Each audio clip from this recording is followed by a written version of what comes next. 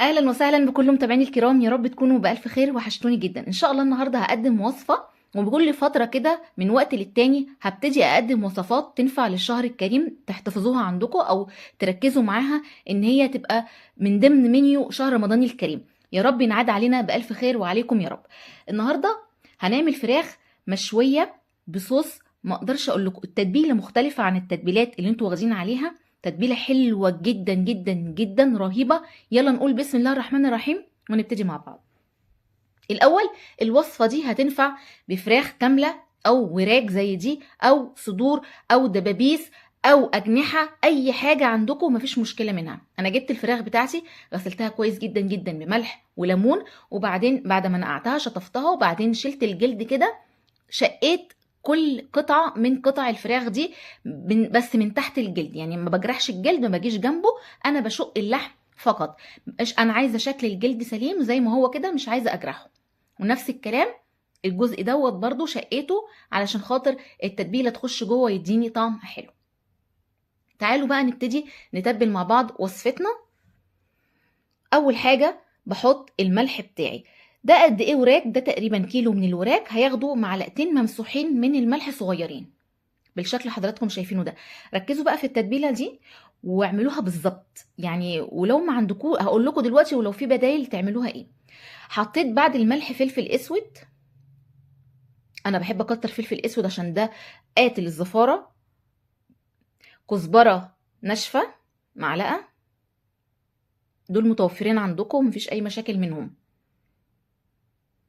بابريكا كتروا بقى منها، دي انا بعشقها في اي حاجه وكل حاجه. هحط معلقتين منها صغيرين. البابريكا بتدي لون حلو جدا جدا يا جماعه للاكل كله، حتى في التتبيله يعني في كل حاجه بتدي لون حلو جدا. احط توم باودر معلقه مليانه، معلقه صغيره مليانه. وكمان هحط الهريسه دي بقى يا جماعه انا عاملاها في البيت، عاملاها هريسه فلفل احمر بارد، يعني جبت الفلفل الاحمر البلدي وبعدين ضربته في الخلاط وحطيت عليه زيت من على الوش بس، وبحتفظ بيها في التلاجة مفيش مشكله منها خالص. دي صويا صوص، لو متاحه عندكم حطوها، مش متاحه عندكم استغنوا عنها اهو، يعني لو موجوده موجوده، مش موجوده خلاص. دي بقى شويه لبن او علبه زبادي تقدروا تحطوهم عليه، يا لبن يا زبادي. انا حطيت لبن حوالي نص كوبايه وعليهم شويه خل عشان يبقى رايب يعني، عشان الكلام ده هيطري لي بقى انسجه اللحمه جدا. وهحط شويه زيت حوالي ربع كوبايه كده على الوش، وهقلب بقى الجمال ده كله مع بعضه. شايفين بقى؟ عايزه اقول لكم ريحه التتبيله فظيعه. جربوا يعني نفس التتبيله، لو امكن تجربوا نفس التتبيله هيوصل لكم الطعم اللي انا هقول لكم عليه. فظيعه يا جماعه، التتبيله دي رهيبه، من احلى التتبيلات اللي انا اشتغلت بيها في وصفات الفراخ. تحفه تحفه تحفه.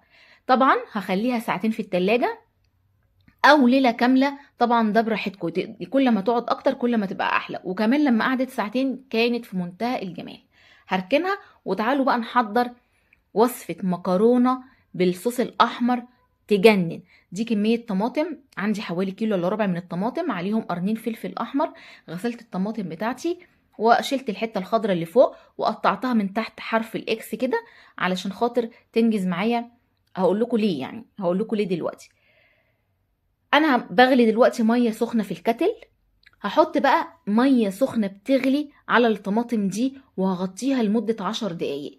ليه؟ علشان خاطر اتخلص من القشرة بتاعت الطماطم، عشان انا مش عايزاها، وفي نفس الوقت الطماطم بتاعتي هتطرى، فلما اجي اضربها في الخلاط محتاجش ان انا احط مية، فهي تبقى طرية اصلا، فبالتالي تتسبك معايا بسرعة. فاهمين قصدي؟ يعني انا دلوقتي خلاص سبتها في المية السخنة المغلية متغطية 10 دقايق، بعد 10 دقايق القشرة بتتشال معايا في منتهى السهولة زي ما حضراتكم كده شايفين. تمام. لو احنا بقى جبنا الطماطم زي ما هي كده وضربناها في الخلاط لازم نزود ميه، وبالتالي بتغيب في التسبيكه على النار. فانا لا، ضربتها في الخلاط لحم فقط، فهي دلوقتي اصبحت لحم بس. هنا بقى معايا دي بصلايه صغيره، وهحط معاها بشرتها في الكبه مع كام فص توم دول ناعم في الكبه، وهخلي البصل بتاعي دوت هو والثوم يتبالوا معايا لدرجه اللون الاشقر الفاتح زي ما حضراتكم كده شايفين. بعد كده هنزل عليه بالمعلقة من الهريسة، الفلفل الأحمر ما بستغناش عنها في البيت، تحفة يا جماعة، خطيرة. لو لقيتوا الفلفل الأحمر البلدي ده اعملوها وحطوا البرطمان في باب التلاجة واستعملوا منه على طول. حطيت بعد الهريسة معلقة صغيرة مليانة من البابريكا برضو ما بستغناش عنها. وكمان حطيت معلقة كبيرة أو معلقتين صغيرين مليانين من صلصة الطماطم البيوريه، ياخدوا كده تشويحة على النار قبل ما احط الطماطم بتاعتي المعصورة. شايفين اللون حلو ازاي؟ بالشكل ده. هبتدي بقى ان انا احط مكعب مرق دجاج، طبعا لا لو انتوا حابينه مش حابينه خلاص، ومعلقة سكر دي اساسي عشان خاطر صلصة الطماطم، واحط ملح، واحط كمان فلفل اسود. حابين تحطوا اي توابل تاني، بهارات متعودين عليها في المكرونة مفيش مشكلة، بس انا مش متعودة على البهارات كتير في المكرونة. بس كده هقلب بقى الكلام ده كله تشويحة كده حلوة على بال المكعب يدوب، وبعد كده هنزل بعصير الطماطم بتاعي وهسيبها تتسبك على النار مع نفسها، متغطية على نار متوسطة. بلاش نخلي النار عالية، خلوها تاخد وقتها وراحتها في التسبيكة، وهوريها لكم لما اخلص. على بال ما الطماطم بتاعتي تتسبك نجهز بقى الفراخ بتاعتنا اتبلت.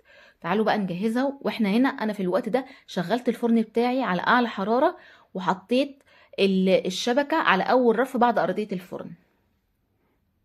ودي الفراخ بتاعتي هبتدي ان انا ارصها على الشبكه، اي شبكه عندكم يا جماعه.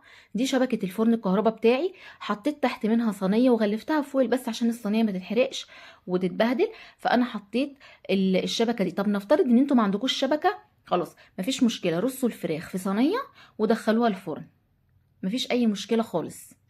حابين تشووها على الفحم مفيش مشكله خالص، زي ما هي كده الشبكه على الفحم وتحت منها الفحم واشتغلوا عليها. التتبيله دي رهيبه رهيبه رهيبه، تنفع لاي حاجه ولكل حاجه. هعمل ايه؟ هدخل بقى ارص كده الفراخ بتاعتي وبحطها كده في الصوص بتاعها الحلو دوت. ريحته رهيبه يا جماعه. شايفين اصلا لون الفراخ قبل ما تدخل الفرن عامله ازاي؟ لونها حلو جدا. هدخلها بقى الفرن لمده ساعه، وهرجع لكم تاني هقول لكم ايه اللي هنعمل فيها بعد كده.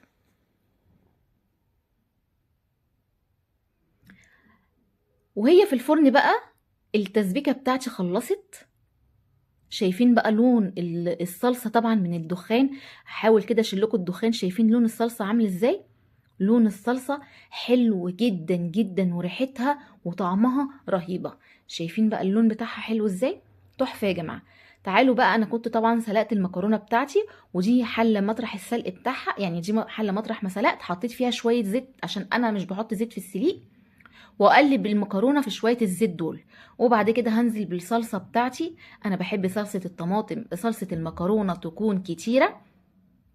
هحط بقى اقلب المكرونه كده في الصلصه بالشكل ده. شايفين لون المكرونه حلو ازاي؟ وبعد كده انا كده خلصت المكرونه. نيجي بقى هحضر الصوص اللي انا هحتاجه للفراخ. ده هوت صوص وكاتشب وشويه زيت، بس كده. الثلاث حاجات دول اول ما ما الفراخ بتاعتي تخرج من الفرن هدهن بيها الفراخ. ومش قادره اقول لكم الصوص ده طعمه مع الفراخ عامل ازاي. هو الصوص انا دهنت بيه الفراخ، وهو طبعا الفراخ سخنه مولعه والصوص بارد، طرالي ان الفراخ خالص، طليها جوسي جدا. مش قادره اوصف لكم، اكنكم بتشربوا حاجه. يعني مثلا اكن مثلا بنشرب حاجه، يعني مثلا لما نيجي نعمل صينيه كنافه وهي سخنه والشربات بارد، نفس الكلام. فالكنافه تقوم تطرى، نفس الكلام ده يا جماعه. طبعا ده الشيبسي اللي انا كنت عملته معاكم في الحلقه اللي فاتت، عملته منه تاني لان الولاد طلبوه. الشيبسي البيتي ده لو انتوا عايزينه ارجعوا للفيديو اللي قبل ده على طول وشوفوا، لا مش اللي قبل ده، اللي قبليه بقى، وشوفوا الشيبسي البيتي اللي انا عملته تحفه. ودي المكرونه يا جماعه رهيبه رهيبه رهيبه. وشايفين بقى الفراخ عامله ازاي؟ لكم ان تتخيلوا الفراخ دي طعمها عامل ازاي. والله العظيم يا جماعه مش ممكن على جمالها، فظيعه. والصوص ده رهيب. انا عملت منه تاني بقى ساعه الاكل، بقول الولاد يغمسوا منه وياكلوا.